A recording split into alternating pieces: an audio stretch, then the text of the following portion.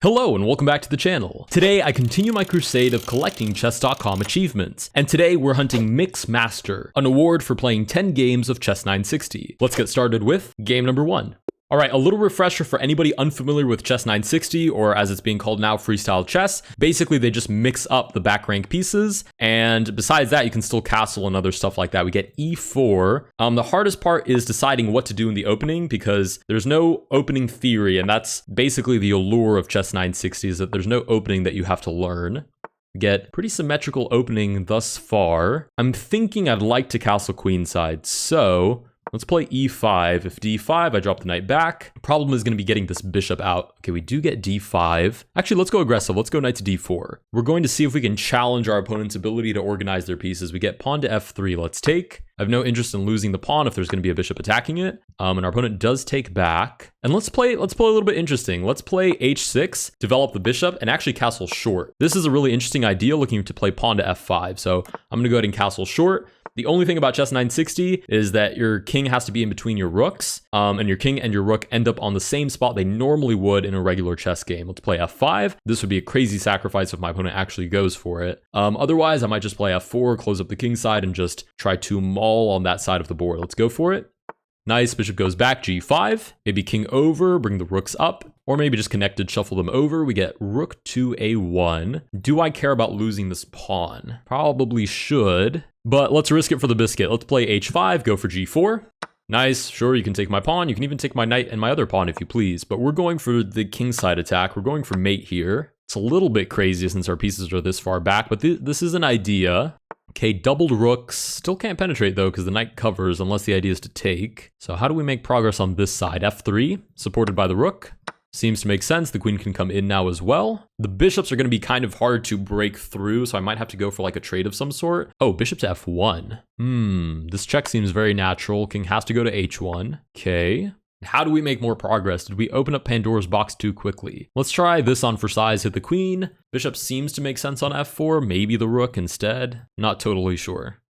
Okay, the queen goes back. I need to bring more pieces into the attack. That's like the obvious. The question is, how do I do it effectively? Let's start with a rook lift. And the cool thing is I don't have to be afraid of these rooks. Because by themselves, I don't believe they're actually a threat. So let's play rook to h6, looking for bishop to f4. This is the obvious mate that we can go for. Bishop can't actually defend because I just take and then win a queen, and then the mating threat is still on the board.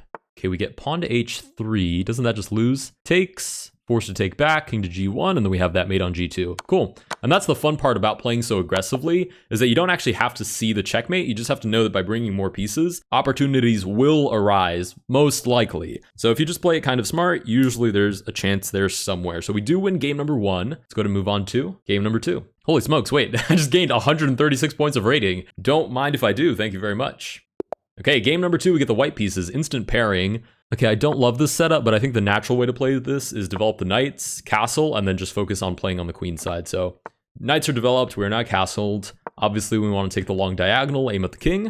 I think our opponent kind of stifled their own development a little bit right here. We get pawn to e5. Let's play e4, challenge the center. d4, challenge the center again. c5. Wow, this opponent really likes to hold on to their center. Holy smokes, how do we break through this now? Let's connect our rooks first before we open up any files, and then this bishop actually attacks e4. That's quite frustrating. Let's try bishop to a6. Little rook tickle. Oh, we can trade this off. Don't mind if I do. Okay, so far so good. Let's take on d4, take on c8, and then actually we can dominate the open file because our rooks were connected. We get queen to g4. I don't think my opponent is going to mate me quite yet. So let's keep developing. Sneaky ideas. Ooh, pawn to h5. That is super aggressive. Opponent definitely wants to checkmate us, which I guess is what you're supposed to do. Let's take. If the knight takes back, it drops e5. Nice. This is also mate if the queen doesn't cover it anymore. Sweet! Crazy smothered mate to win game number 2. That was pretty nasty. Pretty nasty business, but I did like that game. So let's go to move on to game number 3. Wait, only 8 points of rating? What happened to the last one? Anyways. Come on, I want rating points. Okay, this is not... it's kind of different from regular chess. I was trying to give it the benefit of the doubt. Let's take the long diagonal first. And I actually quite like the idea of castling long here. Question is, where does this bishop end up? Let's play this and maybe develop this way. That seems relatively natural. Knight to c3. Oh, I kind of thought the queen was coming here, but I guess this allows us to castle. Nice. And we're entering a sort of normal-ish chess position. Let's play f4, knight to f3. Nice, we're really fighting for these dark squares on the long diagonal. Okay, how do we make more of this? Let's bring this bishop to b2 where it's supposed to be. It's tough, I don't see, oh, never mind, there's the winning idea. Okay, opponent castle's short, so we're definitely going for a kingside attack. Sacrifice whatever need be. I'm gonna assume our opponent's going for the opposite, a queenside attack. Let's line up the rook so we can actually support the g4 push. Pawn to b5, let's go. Now it's officially go time. It's time to race. Who's gonna get to the opposite king first? We're pushing on the king side. Our opponent's pushing on the queen side. It's kind of like a game of chicken.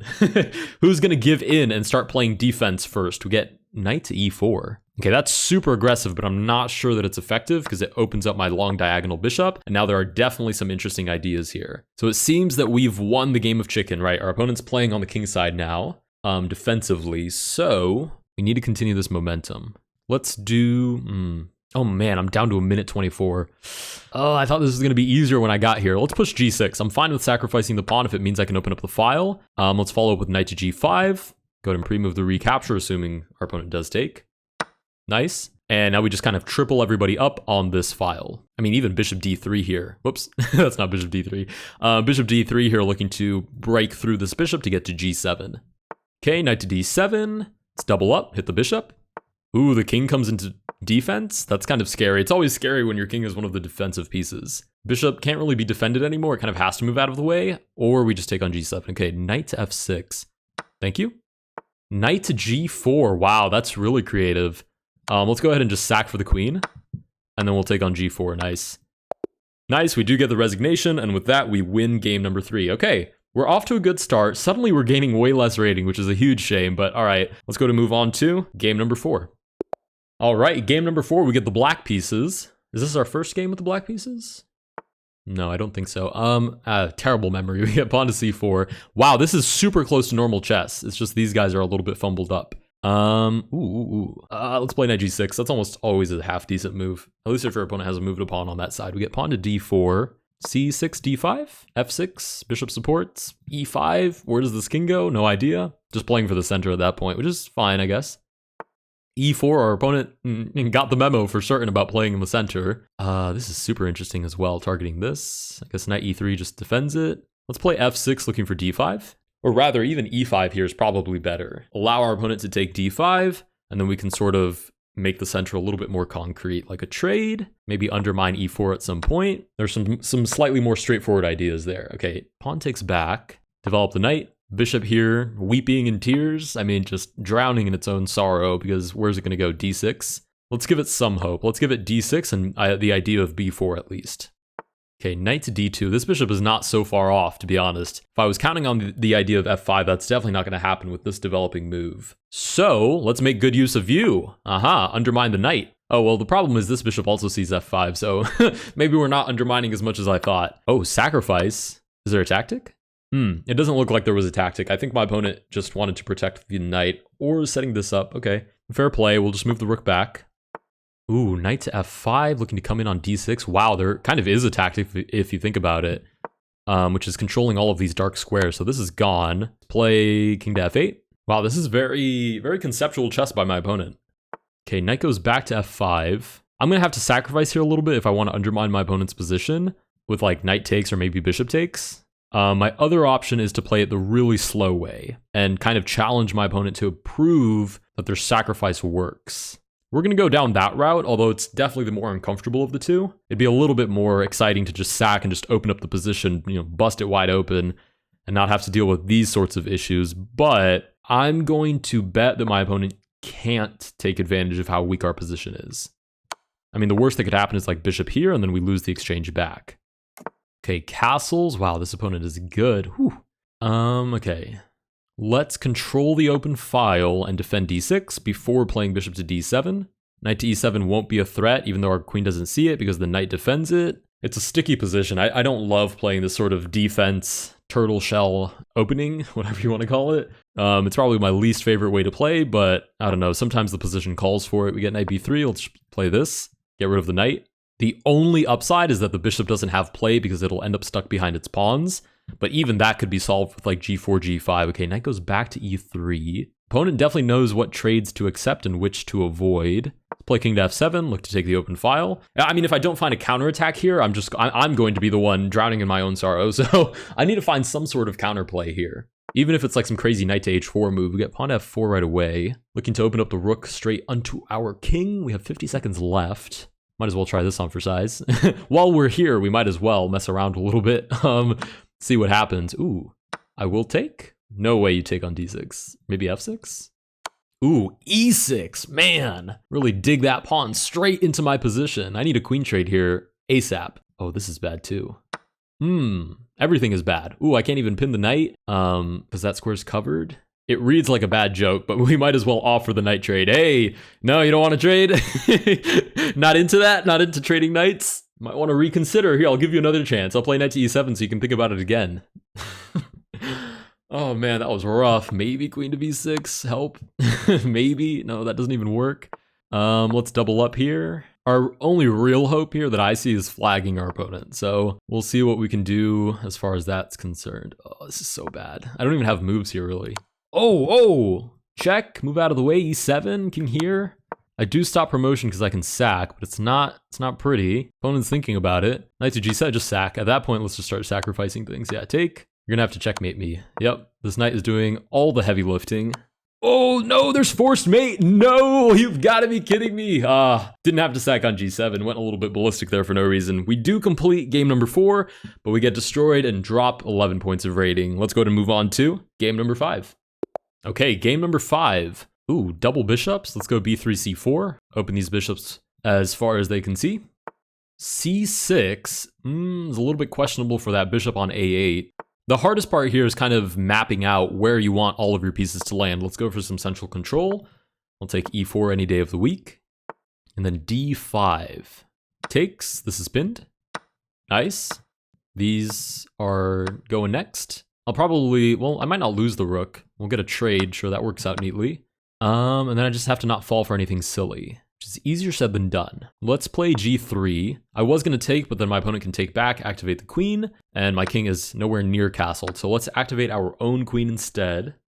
Setting up some tricky knight moves, hey. Let's play d5, I guess. Go for the queen trade. If I can just simplify, this is completely winning. Knight to e5 does stop that idea. We can try to force the issue. We do drop this pawn, but maybe queen d4 pins it. Should be, ooh, queen d4, this, eesh, yikes. Okay, let's not do that. Oh, and knight to f3 is happening anyways. Wow, did I blow this already? Okay, what happens if I take? Takes. Opponent has a queen to play with. Let's go for it, see what happens. I played this risky, or well, rather, I played it not risky last time, so let's play it risky this time and see if we can get a different result. Let's take. Nice little rook lift. Let's set up this little sneaky idea. We need to win back the queen at some point, practically speaking. I mean, I might be able to win this by hunting pawns, but that seems a little bit far-fetched. A little bit optimistic for no reason, so let's give this check. Develop one of these knights. As long as everybody defends everybody else, I think we're in a good spot. Okay, that is check. We will shuffle out of the way. Everybody looks like they're defended, but looks can be deceiving, so I have to be very cautious here. Pawn to h5. Yeah, if I take, I lose the bishop. So let's double down on the defense. Okay, we'll go ahead and take back. Again, everybody still defends everybody else, so I think we're fine. I knew that was going to happen. I was literally about to say we're going to win this by a knight fork at some point. That's the hardest thing to keep track of. When you're up a queen, it's the hardest thing because you start to think about how you're going to like push the pawns and create problems for your opponent, and it's really hard to keep track of your queen sometimes. With that, we win game number 5. Let's go to move on to game number 6. All right, game number 6, black pieces. Oh, this isn't really dissimilar from our last game. I like the idea that my opponent has, which is getting these bishops out first and then fighting for the center. Which knight gets to go here? Probably the corner knight. So far, we're playing copycat. Ooh, knight to e3, I kind of disagree with. So let's play e6, looking for d5. We've now created an asymmetry in the position. Wow, long castle. Don't mind if I do. I didn't even realize we could do that right there. It makes sense if you think about it with the rules and whatnot, but it's a very creative move. We get pawn to d4. I guess we can just take. I mean, our king isn't in any real danger. It's too early in the game. We just have to be careful later. Let's go e5. Look for knight to e6. This is a backwards pawn, but it should be okay for now. Knight to d5. Perhaps you would be interested in a knight trade. Let's go ahead and pre-move the recapture. Oh, nice. That our opponent was interested in a knight trade. Good. Good for us. That knight would have been pretty strong there. Let's finish this off with f6 to have this little pawn chain, and then maybe just d5, looking for a central push. Nice. I guess we can trade. Gives us a chance to develop the queen. Check. And takes. And rook to d8. Okay, pretty even endgame. We're actually more symmetrical than we were a couple of moves ago with those trades. Queen to f1. Okay, so looking for queen to a6. I'm still going to take with check. Okay, queen forfeits this idea, but takes the open file. We will meet fire with fire. Queen to d8. Queen back to e2. Still looking for this. I don't think there's a way for my opponent to reinforce this idea, so king b7 should cover it just fine. Queen comes fourth. This is very aggressive, yeah. I guess I should just be afraid of queen to f7, so we'll play queen d7, cover c6, cover f7, we're still covering d5, king comes up to b2. What if f5? Knight to g5 here. Let's play h6 first and then look for f5 maybe to boot the knight. I don't want to create weaknesses in the center for no reason. Ooh, knight d2. Possibly our opponent anticipated our move there. I'm not really sure where my pieces belong. I'm down to a minute, but I'm having a hard time figuring out where they go. Maybe e6 this way? Let's go on a little fun trek. Okay, queen to g8, trap your queen, get trapped. It's not actually trapped, of course, she can go anywhere she pleases, but we get knight to c4. It's more fun to think that she's trapped because of one knight. Let's play knight to c5. I still think this isn't going anywhere. I don't think there are any new ideas with this. So we're gonna just slowly improve the position of our pieces. We are down to 54 seconds, which is not ideal. Queen to h7 doesn't actually stop this idea. I don't think this is concrete, but it's interesting. We get king back to b1. I guess knight back, looking for queen d1. Okay, king to c2. What about e4 now? Takes, bishop takes. Gives our bishop some life. e5 could be an issue. If we take, our opponent takes back. Actually, oh wait, yeah, that would work because queen d3 is possible if the queen is cut off. Okay, that's pretty interesting actually. That could be amusing. Ooh, knight goes back. Did I play such a good move? Let's take, and then just take on h2, win our pawn, and be thankful that we even won a pawn in the first place. Knight to d3 here would be great to just kind of trade everything off, but we get bishop d4 instead. Ooh, 19 seconds! Holy smokes, 19 seconds. Oh, I'm so sorry, I need to lock in here.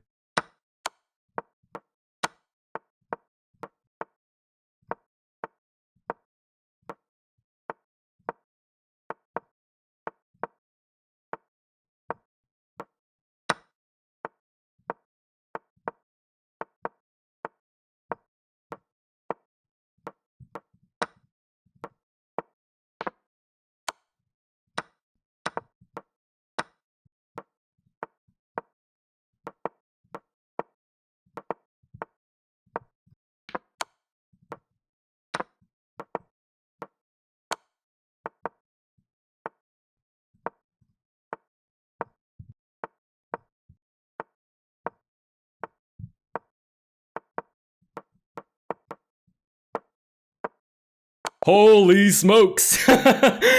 Oh my goodness, with 0.4 seconds left on the clock. Oh my god, I needed a deep stretch after that game. That was awful. Wow. What a stress bomb. Holy smokes, we did actually pull away with the victory with 0.4 seconds left. Apologies for no commentary, but wow, I needed to focus 100% on that. I could not afford even 0.4 seconds to commentate. But with that, we do win game number 6. Let's go to move on to game number 7. All right, game number 7, still recovering from the last match.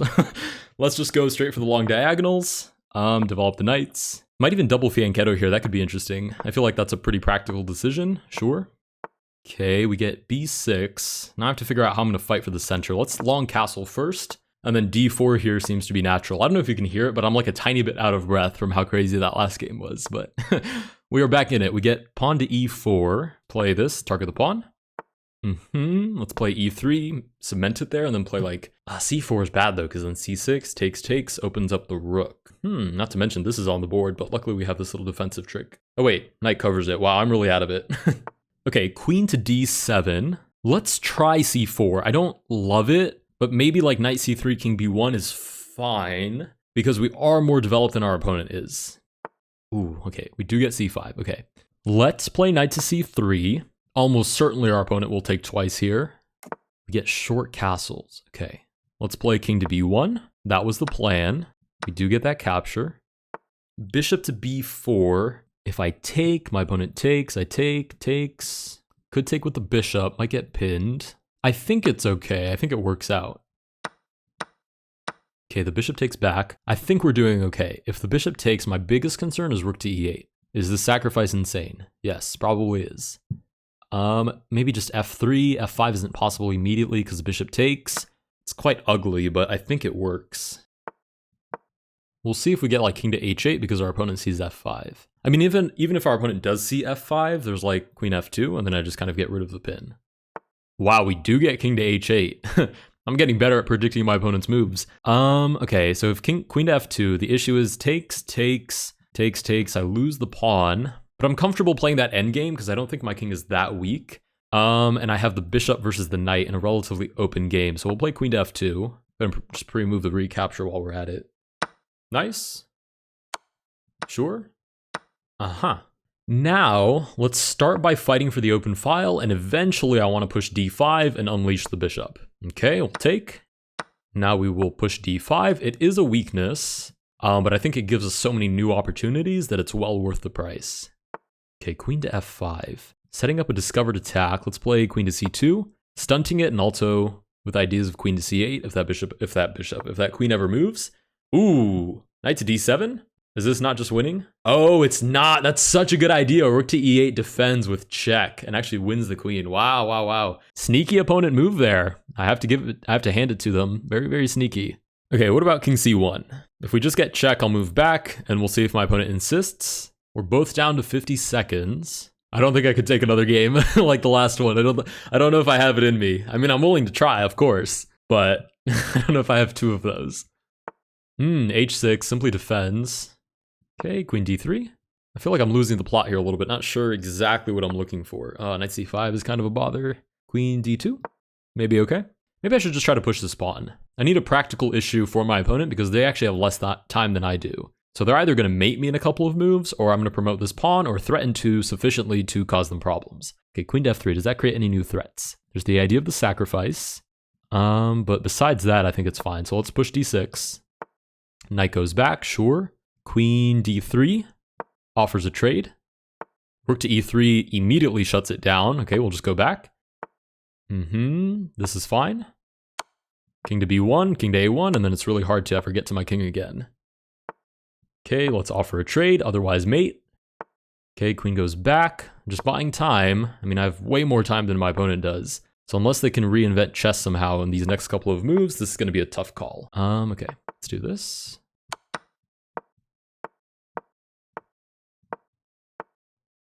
Just anything here is winning. Nice. Okay, rook to f7 was probably unsportsmanlike and a little bit cheeky, but with that, we do win game number 7. Let's go ahead and move on to game number 8. All right, game number 8. Immediately we have short castles, so this is almost certainly going to be a fianchetto and then short castles. Yeah, so this is fine. And then on the queen side, what do we want to do over here? Maybe like b6, c5? Maybe d5 right away? No, it's do-controlled now. Let's do that, b6, c5. Let's hit it from the outside. Even the rook actually defends that fianchettoed bishop.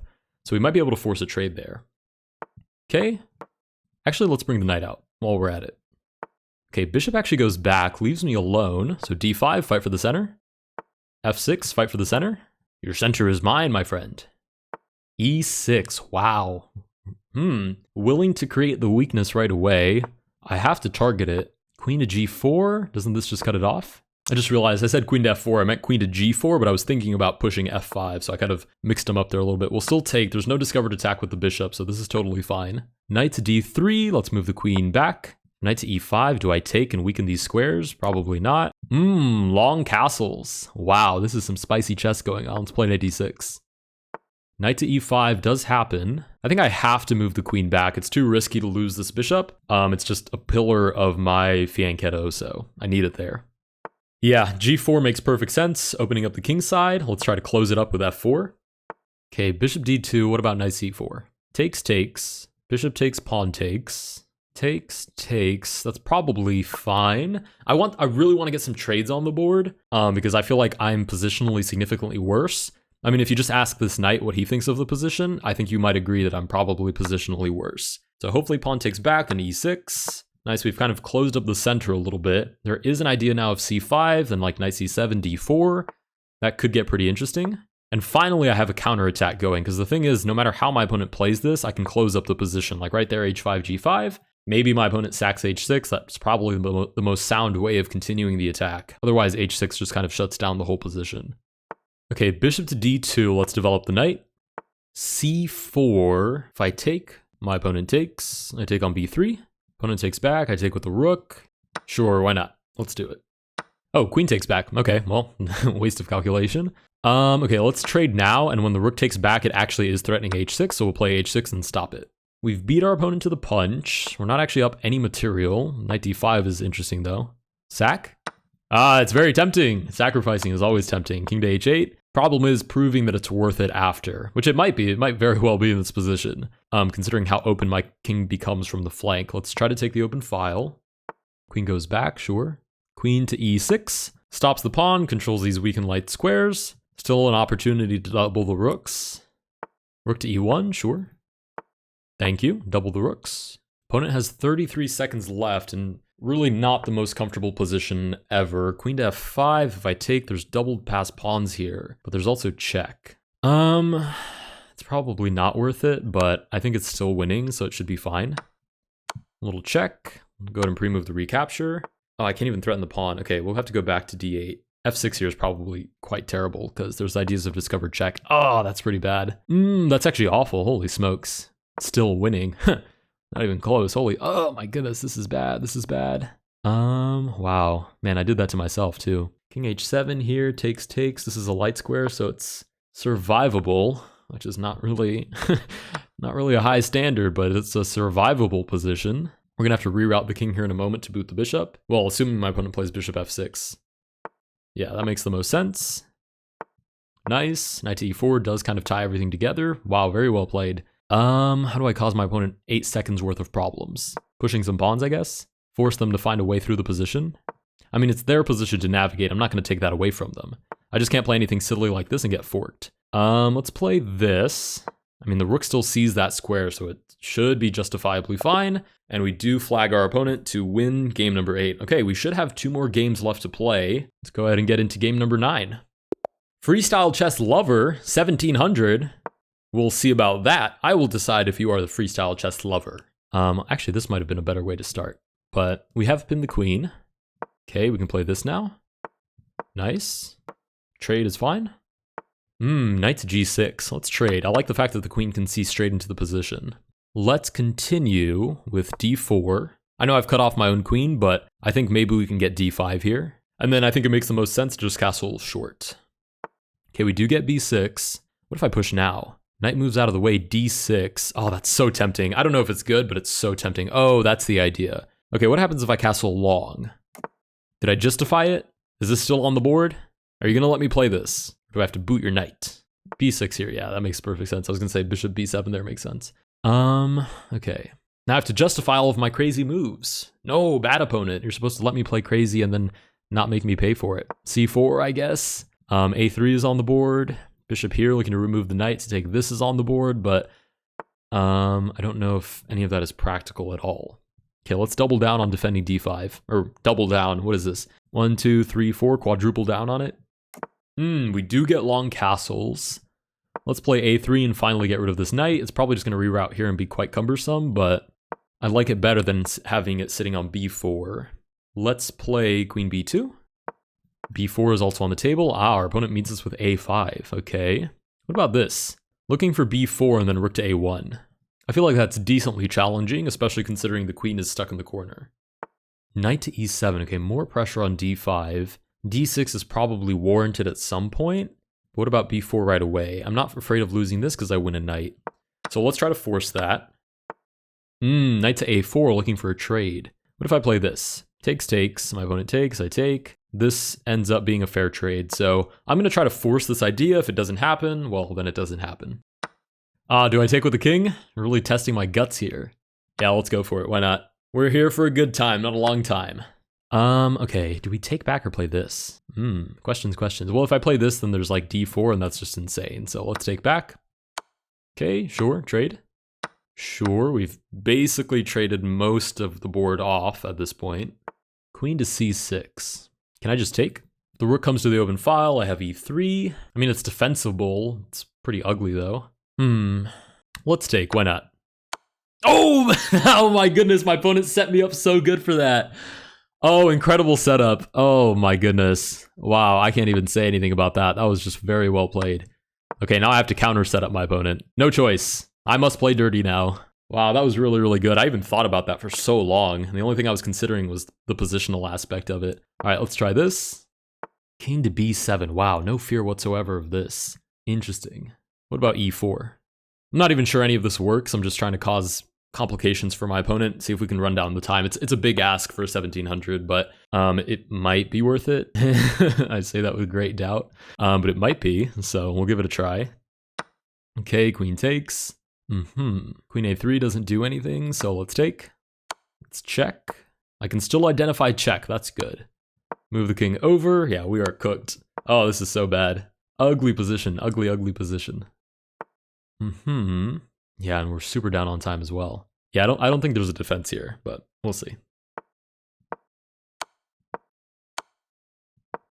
Yep, that'll do it. Wow, very, very well played by my opponent. Fell for that silly little trap with taking the free pawn. Took a poison pawn, danced my king up to c3, paid the price. Makes sense. All right, with that, we've completed 9 games. Let's go to move on to game number 10.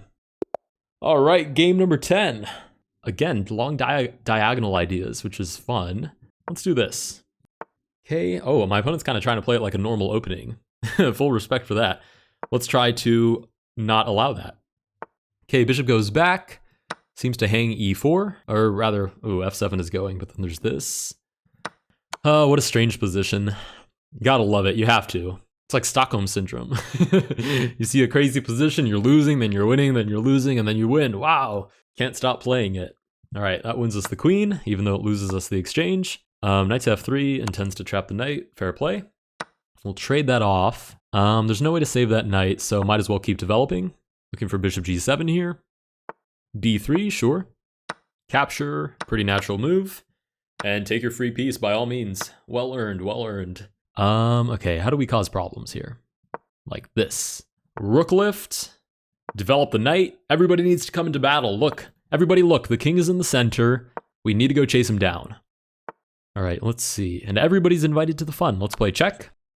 Centralize the knight. I guess anywhere is probably fine. Queen d4. Rook to g4 actually stops that idea. But let's see how committed our opponent is to actually stopping d4. Ah, rook to g5. Okay, let's go check. King to g2. Check again. We can trade off some pieces. And we do get the resignation to win game number 10. All right, with that, we should have unlocked Mix Master. And I don't know if there was another award for just playing a single game, but let's go and see if we actually got the award.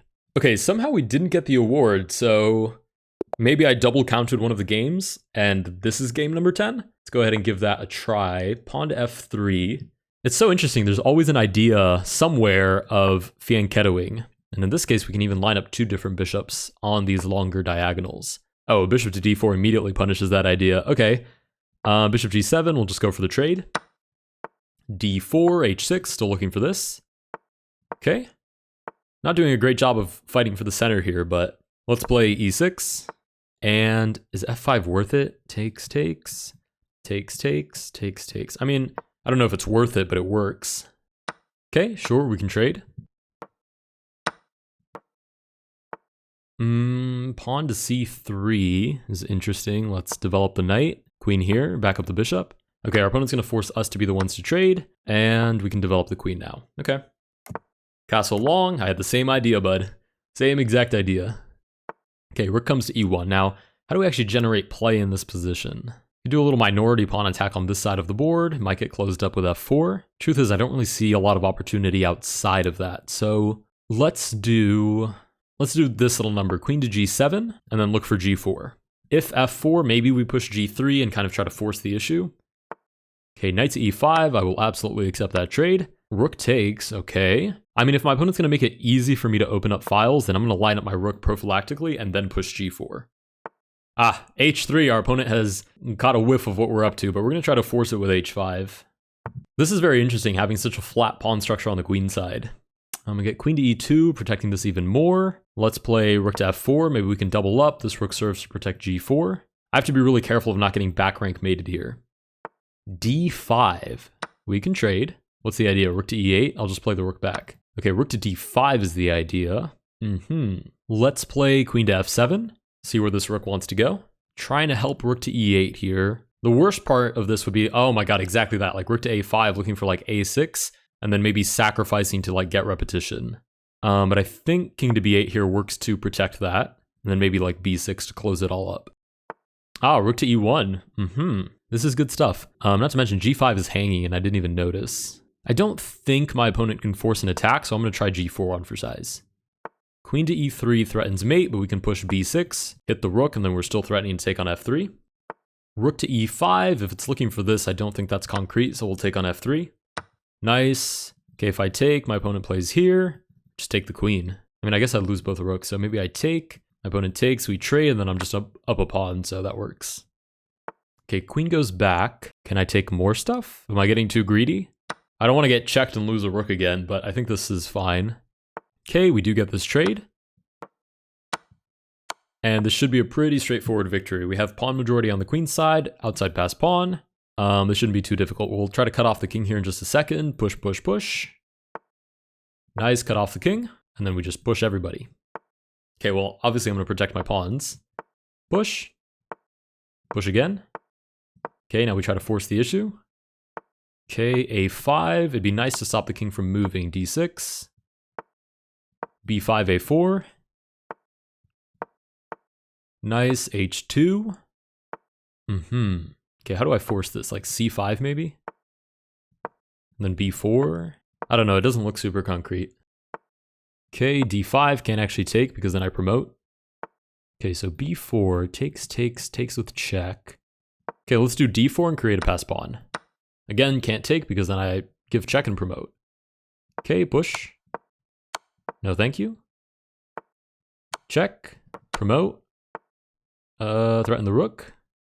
Nice! And with that, we win what I think is game number 11. But we'll see if chess.com agrees that I have earned an award for that. Okay, this is really confusing. For some reason, I still don't have Mixed Master. I don't know what else I'm supposed to do. I've played more than 10 games. I've played it in the right lobby as far as I know. I'm not sure what the move is here. Okay, I didn't want to have to do this, but I guess we're going to have to do a little bit of research and see if we can maybe get it somehow. Let's ask support. And it's quite unfortunate because it seems chess.com doesn't have live support anymore, like with a real human person, which I guess makes sense with the size of their company, but it's still a little bit of a shame. It's none of these, something else.